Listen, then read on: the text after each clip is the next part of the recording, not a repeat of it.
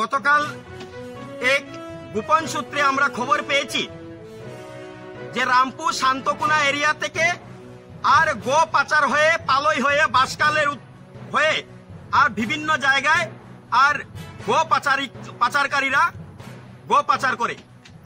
এই খবর পাওয়া মাত্রই আমরা সঙ্গে সঙ্গে কাছাড়ের এসপি মহোদয় নুমাল মাহাত্তজিকে আমি স্বয়ং ফোন করেছি এবং মেসেজ করেছি।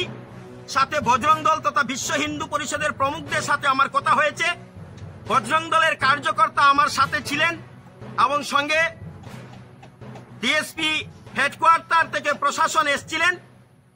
আমরা রাত্র অনুমানিক 1 ঘটিকার সময় এই জায়গাতে 8টা গরু পকড়াও করতে পেরেছি এবং আমরা তদন্ত করে জঙ্গলের মধ্যে একটা গরু যেভাবে ওরা ফেলে দিয়ে গেছে,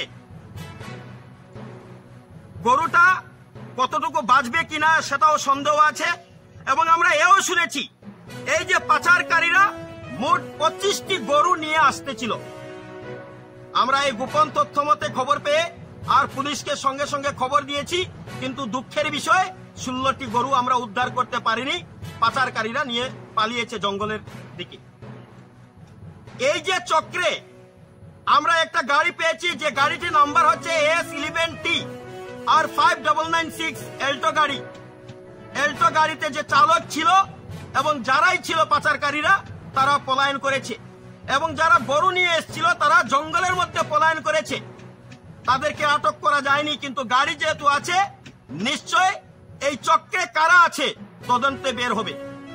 আমি আমার শ্রদ্ধেয় এসপি মহোদয়কে অনুরোধ করব ওদেরকে কঠোর থেকে কঠোরতম শাস্তি যাতে হয়, কারণ রমজান মাস শুরু হতেই আমাদের কাছে আর খবর এসছে 100টার উপরেও গো পাচার করেছে।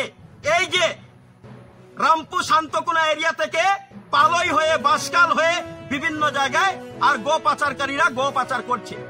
এসব বন্ধ হতে হবে। যতক্ষণ পর্যন্ত আর আমরা যুব সমাজ জেগে আছি ততক্ষণ পর্যন্ত আমরা গো পাচার হতে দেব না। সঙ্গে সঙ্গে আমি ধন্যবাদ দেই নুমাল মাহাত্তজিকে, উনার বলিষ্ঠ ভূমিকা এবং প্রশাসনের বলিষ্ঠ ভূমিকায় আমরা এই গরু আটক করতে পেরেছি। ধন্যবাদ সমস্ত বজরঙ্গী কার্যকর্তাদেরকে যারা আমরাঘাট থেকে এসছেন এবং উনাদেরও বলিষ্ঠ ভূমিকা ছিল, যার জন্য আমরা এই অভিযানে সফল হয়েছি। এবং আমরা আজকে এই মিডিয়ার মাধ্যমে গো পাচারকারীদের বলতে চাই, অতি সত্বর বন্ধ করে দেও, অতি সত্বর বন্ধ করে দেও। যতক্ষণ আমাদের দেহে থাকবে প্রাণ ততক্ষণ পর্যন্ত আমরা যেতে দেব না, এই কাজ করতে দেব না। আমরা লড়াই চালিয়ে যাব, যা করতে লাগে আমরা প্রয়োজনে করব। নমস্কার, জয় শ্রীরাম।